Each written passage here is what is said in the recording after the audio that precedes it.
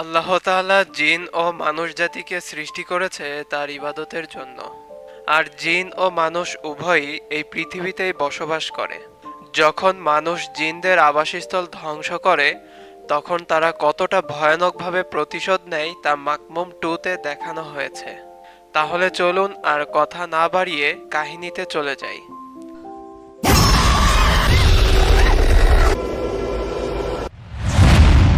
কাহিনীর শুরুতে দেখানো হয় চিত্রা বোর্ডিং স্কুলের হেড ম্যাম রিনিকে। মাকমুম 1-এ এই চিত্রা বোর্ডিং স্কুলের সাথে ঘটে যাওয়া কাহিনী দেখানো হয়েছিল। রিনি তাহাজ্জুদ নামাজ পড়ার জন্য উঠেছিল। নামাজের আগে রিনি তার হাজব্যান্ড গেন্ডা ও ছেলে হাফিজের একটি ফ্যামিলি ফটো দেখছিল। হঠাৎ তার ফোনে একটি আননোন নাম্বার থেকে কল আসে এবং আমরা দেখতে পাই রিনির বেডে খানজাব নামক একটি বই। এই বই মূলত খানজাব জিনদের নিয়ে লেখা। রিনি কলটি না ধরেই নামাজের প্রস্তুতি নিচ্ছিল, কিন্তু আবারও কল আসলে রিনি কলটি রিসিভ করে এবং অপর প্রান্তে রিনির ছোটবেলার ফ্রেন্ড আলিফ রিনিকে জানায় রিনির ইয়ান্তি আন্টি মারা গেছে। রিনি যেন ঠিক সময়ে গ্রামে পৌঁছে যায়। রিনি খুবই কষ্ট পায় এবং আলিফকে ধন্যবাদ দিয়ে ফোনটি কেটে দেয়। রিনি নামাজ পড়তে শুরু করলে সে বুঝতে পারে মাকমুম জিন তার সাথে নামাজ আদায় করছে। নামাজ শেষে রিনি পিছনে তাকালে কিছুই দেখতে পায় না। রিনি ভোর সকালেই গ্রামে যাওয়ার উদ্দেশ্যে বের হয়ে যায়। তার গ্রাম শহর থেকে অনেক দূরে হওয়ায় প্রথমে বাস এবং পরে বাইক নিয়ে যেতে হয়। পাহাড়ে ঘেরা ঘন জঙ্গলের মাঝে সেই গ্রামটি। রিনি গ্রামে যেতে যেতে বাইক চালকের কাছে শুনতে পায় গ্রামে এখনো ইলেকট্রিসিটি পৌঁছায়নি। শুধু তাই নয়, গ্রামে ফোনের সিগন্যালও পাওয়া যায় না। রিনি চলে যায় সায়ান গ্রামে। সেখানে একজন স্টাফম্যান গ্রামের লোকদের ইলেকট্রিসিটির প্রয়োজনীয়তা সম্পর্কে বোঝাচ্ছিল। যদি ইলেকট্রিসিটি গ্রামে আসে তবে সবাই অনেক স্বাচ্ছন্দ্যে থাকতে পারবে। কিন্তু সেখানে উপস্থিত মসজিদের ইমাম, যাকে সবাই ওস্তাদ বলে ডাকতো, সে সবাইকে বলে ইলেকট্রিসিটি না থাকাতে তোমাদের জীবিকার কোনো কি সমস্যা হচ্ছে? তোমাদের কি টেলিফোন টিভি চালানোর দরকার আছে? সবাই একত্রে উত্তর দেয়, না। ওস্তাদ তখন স্টাফ ম্যানকে চলে যেতে বলে।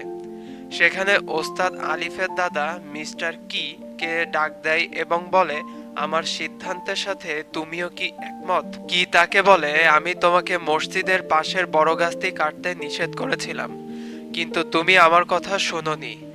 ওস্তাদ বলে, আমি যা করেছি তাতে গ্রামবাসী উপকৃত হবে। তখন কি বলে, তুমি যা করেছো তার জন্য তোমাকে আর গ্রামবাসীকে এর ফল ভোগ করতে হবে। এসব কথা বলে কি সেখান থেকে চলে যায়। পরে আলিফ ওস্তাদকে ইলেকট্রিসিটির ব্যাপারে বোঝাতে চাইলে ওস্তাদ কোনো কিছুই শুনতে চায় না। আলিফ বলে গ্রামে অনেক বছর যাবৎ বৃষ্টি হয় না, যার ফলে নদী কুয়া সবকিছুর পানি ঘোলাটে হয়ে গেছে। যদি ইলেকট্রিসিটি আসতো তাহলে পানির পাম্প লাগানো যেত। ওস্তাদ তাকে এসব ভূত মাথা থেকে ঝেড়ে ফেলতে বলে এবং সেখান থেকে চলে যায়। ততক্ষণে আলিফ দেখতে পায় রিনি গ্রামে চলে এসেছে। বাড়িতে এসে রিনি সবার সাথে দোয়া দরুদ পড়ে লাশ দাফন করতে যায়। যাওয়ার পথে রিনি শুনতে পায় পেছন থেকে দুটো মহিলা কথা বলছিল। তারা বলছিল ইয়াতির মৃত্যুটি স্বাভাবিক না, সে ওই নিষিদ্ধ জঙ্গলে গিয়েছিল। তখন অন্য মহিলা বলে ওঠে, মনে হয় তাকে ওই নি লাওয়ে নিয়ে গিয়েছিল। নি লাওয়ে মূলত জঙ্গলে বসবাসকারী এক জিন জাতি। রিনি তাদের কথা শুনে কিছুটা চিন্তিত হয়ে পড়ে। লাশ দাফন করে রিনির সাথে দেখা হয় আলিফের। রিনি তাকে জিজ্ঞেস করে, তুমি কিভাবে আমাকে কল করেছিলে? এই গ্রামে তো সিগন্যাল পাওয়া যায় না। আলিফ তাকে বলে সে পাশের গ্রাম থেকে ফোন করেছিল। আলিফ রিনিকে জিজ্ঞেস করে রিনি এখনো চিত্রা বোর্ডিং স্কুলে আছে কিনা। রিনি জানায়, হ্যাঁ, সে এখনো সেই চিত্রা বোর্ডিং স্কুলে আছে এবং তার সাথে ছোটখাটো একটি অনলাইন শপ দিয়েছে। আলিফ রিনিকে তার হাজবেন্ড সম্পর্কে জিজ্ঞেস করলে আমরা জানতে পারি গেন্ডা 3 বছর আগেই মারা গিয়েছে। কথা বলতে বলতে তারা জঙ্গলের পাশে নতুন মসজিদের সামনে চলে এসেছিল। আলিফ রিনিকে জানায় সে চায় গ্রামে ইলেকট্রিসিটি আসুক, কিন্তু গ্রামের লোক সেটি চায় না। তাদের কথার মাঝেই হাফিজ জঙ্গলের ওই বড় গাছটির নিচে চলে যায়। রিনি দেখতে পেলে হাফিজকে জঙ্গলের দিকে যেতে মানা করে দেয় আর বলে, তুমি গ্রামের যেখানে খুশি সেখানে যেতে পারো, কিন্তু এই জঙ্গলে কখনোই যাবে না, কারণ এটি নিষিদ্ধ জায়গা। রাতে হাফিজ তার বাবার ছবি দেখছিল আর বলছিল তার এই গ্রাম আর ভালো লাগছে না, সে বাড়িতে চলে যাবে। রিনি হাফিজকে বলে, কিছু অনুষ্ঠান আছে যেগুলো করে 7 দিন পর তারা ফিরে যাবে। আর এই 7 দিন হাফিজ গ্রামের আরো দুটো বাচ্চা আফজাল ও ইয়ানের সাথে খেলা করবে। মাঝরাতে রিনি তাহাজ্জুদ নামাজ পড়ার সময় বুঝতে পারে মাকমুম জিনের উপস্থিতি। জিনটি বারবার রিনিকে নাম ধরে ডাকতে থাকে। রিনি পিছন ফিরে কাউকেই দেখতে পায় না, কিন্তু জিনটি ঘরের উপরে দাঁড়িয়ে ছিল। রিনি নামাজ শেষ করে রুম থেকে বের হবে, ঠিক তখনই জিনটি রিনির সামনে চলে আসে। রিনি খুবই ভয় পেয়ে যায়। রিনি হাফিজের রুমে গিয়ে দেখতে পায় হাফিজ ঘুমাচ্ছিল। রিনি রুমের মোমবাতি অফ করে তার রুমে চলে যাওয়ার সাথে সাথে রুমের মোমবাতিটি আবারও জ্বলে ওঠে। হাফিজের ঘুম ভেঙে যায় খাটের নিচে কারোর গোঙানোর শব্দ শুনে। হাফিজ নিচে দেখতে গেলে জিনটি হাফিজের সামনে চলে আসে। হাফিজ ভয়ে কাঁথা মুড়ি দিয়ে শুয়ে পড়ে। রিনি সকালে কুয়া থেকে পানি তোলার সময় দেখতে পায় পানি একদমই ঘোলাটে। হঠাৎ এক জিনের মুখ পানিতে ভেসে ওঠে। রিনি ভয়ে পিছিয়ে যায়। রিনি বুঝতে পারছে না হঠাৎ তার সাথে কি হলো। রিনি লাশের সাথে দেখা করতে যায় আর লাশকে জিজ্ঞেস করে পানির এই অবস্থা কেন। লাশ জানায় অনেক বছর বৃষ্টি না হওয়াতে পানি সব ঘোলাটে হয়ে গেছে, তবে তারা এর সাথে অভ্যস্ত হয়ে পড়েছে। লাশের কথায় রিনি যেন আরও চিন্তায় পড়ে যায়। হাফিজ বাচ্চাদের সাথে খেলা করছিল। খেলার এক পর্যায়ে আফজাল ও ইয়ানের সাথে ঝগড়া হলে তারা যায় মসজিদের ওস্তাদের কাছে বিচার দিতে। ওস্তাদ তাদের বলে, মাগরিবের সময় হয়ে যাচ্ছে, বাসায় যাও আর নামাজ পড়ো। তখন সবাই বাসায় যেতে যায় আর হাফিজ দেখতে পায় তাদের সাথে খেলা করা একটি ছেলে ওই জঙ্গলে যাচ্ছে। হাফিজ তাকে নিষেধ করে আর পেছন থেকে ইয়ান হাফিজকে বলে, তুমি ওকে যেতে দাও, চলো আমরা বাড়িতে যাই।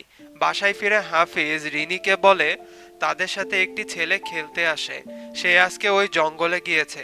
রিনি বলে, কে, আফজাল নাকি ইয়ান? হাফিজ বলে, ওরা না, অন্য একটি ছেলে যে খুঁড়িয়ে খুঁড়িয়ে হাঁটে। রিনি তখন হাফিজকে বলে দেয়, যেই হোক না কেন তুমি কখনোই ওই জঙ্গলে যাবে না। পরের সিনে দেখা যায় গ্রামবাসী সবাই একত্রিত হয়েছিল মসজিদে। ওস্তাদ তাদেরকে কিছু টাকা মসজিদ নির্মাণের জন্য দিতে বলে। সবাই নামাজ পড়ছিল, তখন হাফিজ দেখে তার মায়ের নামাজ এখনো শেষ হয়নি, তাই সে বসেছিল। তখন হাফিজ হঠাৎ দেখতে পায় সেই খোঁড়া ছেলেটিকে তাকে ডাকছে। হাফিজ তাকে অনুসরণ করে জঙ্গলের রাস্তায় চলে যাচ্ছিল। পিছনে ফিরে হাফিজ দেখতে পায় মসজিদ থেকে সব মানুষ বের হচ্ছে, তাই সে রিনিকে খুঁজতে মসজিদে ঢুকে যায় এবং দেখে মসজিদ সম্পূর্ণই খালি, সেখানে কেউ নেই। দৌড়ে আবার মসজিদের বাহিরে চলে আসে এবং তার সামনে ভয়ঙ্কর চেহারা জিন দেখে ভয়ে সে জ্ঞান হারিয়ে ফেলে। পরে লাশ রিনিকে ডেকে নিয়ে যায় হাফিজের কাছে। হাফিজ রিনিকে দেখে কান্না করে দেয়। বাড়িতে এসে হাফিজ রিনিকে সব জানায় এবং বাসায় ফিরে যেতে চায়। রিনি হাফিজকে প্রমিস করে কাল সকালে উঠেই তারা চলে যাবে। সকালে রিনি ব্যাগ গোছাচ্ছিল, বাসায় যাবে, ঠিক তখন আফজাল ও ইয়ান আসে হাফিজকে খেলতে নিয়ে যাওয়ার জন্য। রিনি হাফিজকে বলে, তুমি খেলতে যাও, আলিফ আসলে আমরা রওনা দিব। হাফিজ সব ভুলে খেলতে চলে যায়। বাচ্চারা লুকোচুরি খেলছিল, তখন হাফিজ দেখতে পায় খুড়া ছেলেটি তাকে ডাকছে। হাফিজ যেন এক প্রকার বশ হয়ে জঙ্গলে ঢুকে যায়। হাফিজকে দেখে বাকি দুইজনও জঙ্গলে চলে যায়। অন্যদিকে আলিফ চলে আসে তাদেরকে নেওয়ার জন্য। রিনি আলিফকে জিজ্ঞেস করে এই গ্রামে কি কোনো খুড়া ছেলে আছে কিনা। আলিফ বলে, কই না তো, তার জানা মতে এই গ্রামে এমন কোনো বাচ্চা নেই।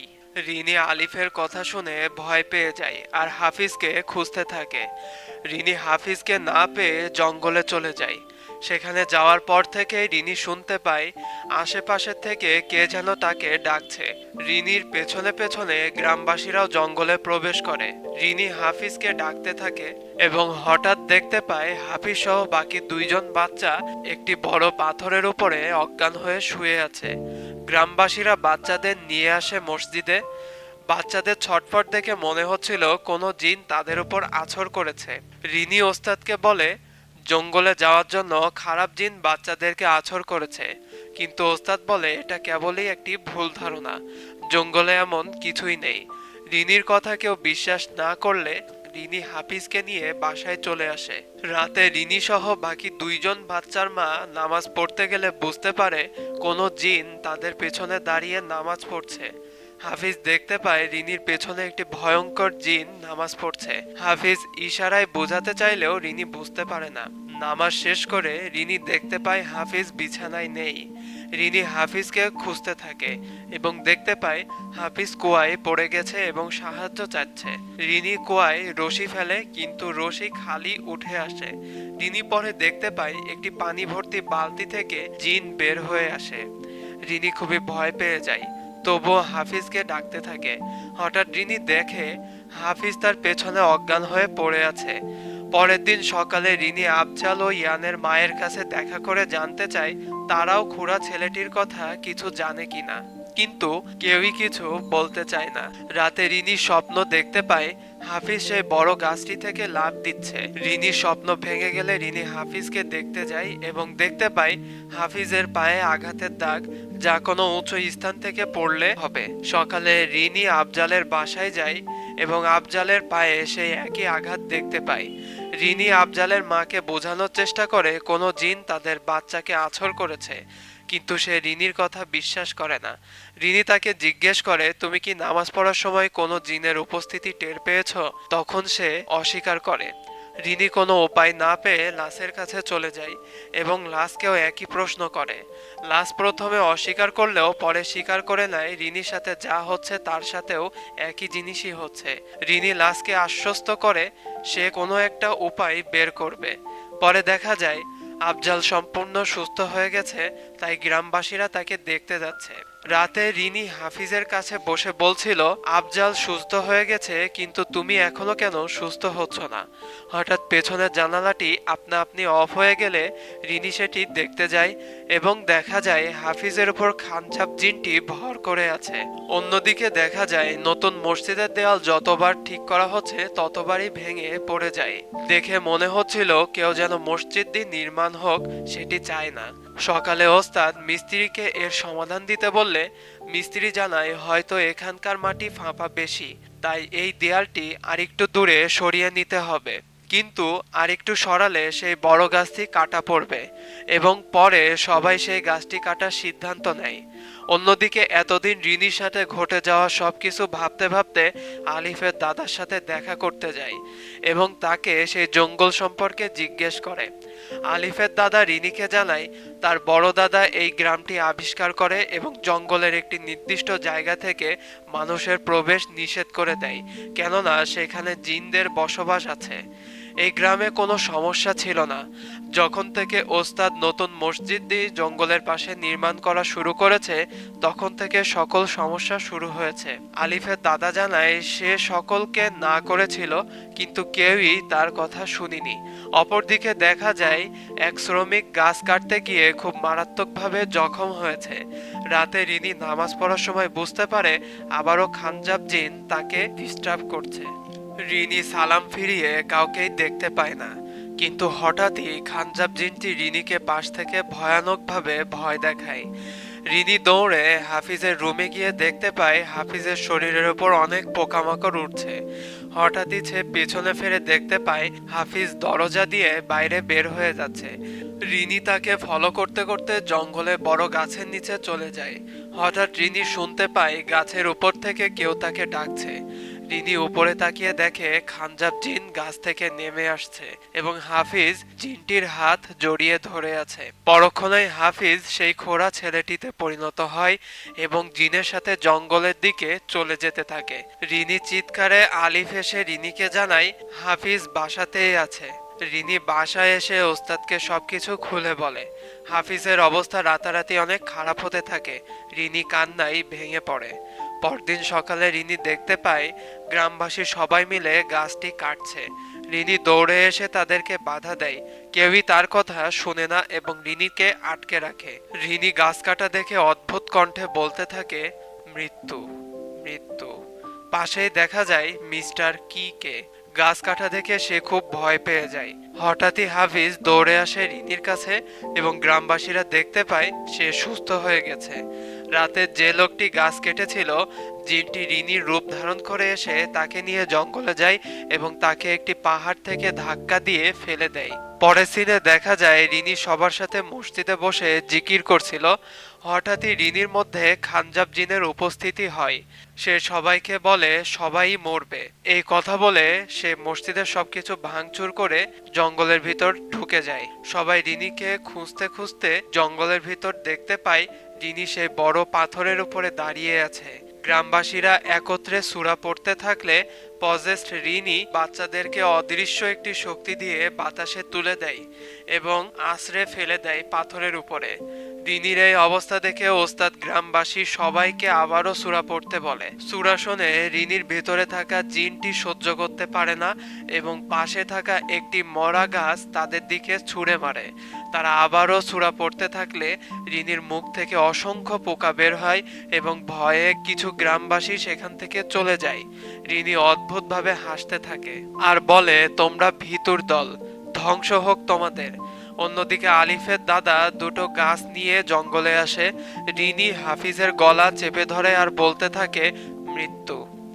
সবাই রিনিকে বলতে থাকে, তুমি তোমার ছেলেকে মেরো না। ওস্তাদ আবারও দোয়া পড়তে থাকে। দোয়া শুনে এক পর্যায়ে জিনটি রিনির শরীর থেকে বের হয়ে আসে। তখন দেখা যায় খানজাব জিনটিকে।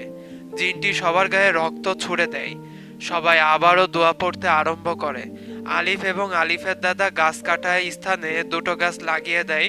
তখন জিনটিকে আলিফের দাদা বলে, তোমার ঘর তোমাকে ফিরিয়ে দিয়েছি, আর আমাদের ডিস্টার্ব করবে না। ওস্তাদ তখন হাতে থাকা তসবি জিনের দিকে ছুড়ে দেয় আর জিনটির গায়ে আগুন লেগে যায়। জিনটি সেখান থেকে অদৃশ্য হয়ে যায়। ব্যাকগ্রাউন্ডে রিনিকে বলতে শোনা যায়, জিনদের জন্যই মূলত এই জঙ্গলে প্রবেশ নিষেধ ছিল। গাছ কাটার জন্য তারা মানুষদের থাকার জায়গায় এসে থাকা শুরু করে দেয় আর আমাকে নামাজের সময় এই মেসেজ দিতে চেয়েছিল। আমাদের বিশ্বাস করা উচিত আমাদের পাশাপাশি জিনরাও অবস্থান করে এবং আমাদের কিতাব অর্থাৎ পবিত্র আল কোরআনেও লেখা আছে জিন জাতি সম্পর্কে, তাই তাদেরকে সম্মান করা উচিত আমাদের। পরে দেখা যায় মসজিদের কাজ খুবই সুন্দরভাবে সম্পূর্ণ হয়েছে। গ্রামবাসীরা ইলেকট্রিসিটি না আনলেও সোলার লাগিয়েছে এবং সবাই একত্র হয়ে বৃষ্টির জন্য নামাজ পড়ার উদ্দেশ্যে নামাজ আদায় করছে।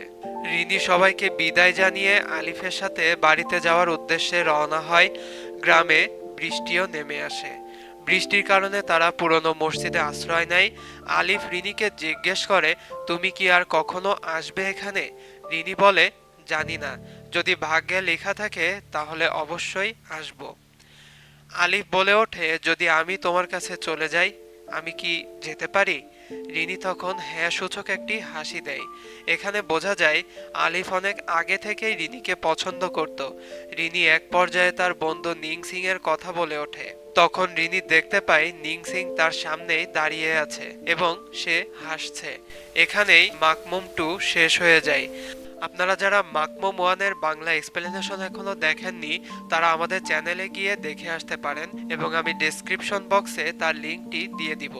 এই ধরনের আরও হরর মুভির বাংলা এক্সপ্লেনেশন দেখতে হলে আমাদের চ্যানেলের সাথেই থাকুন এবং চ্যানেলটিকে লাইক, কমেন্ট এবং শেয়ার করে সাবস্ক্রাইব বাটনটি ক্লিক করে রাখুন। আজ এ পর্যন্তই। ভালো থাকবেন, সুস্থ থাকবেন। আল্লাহ হাফেজ।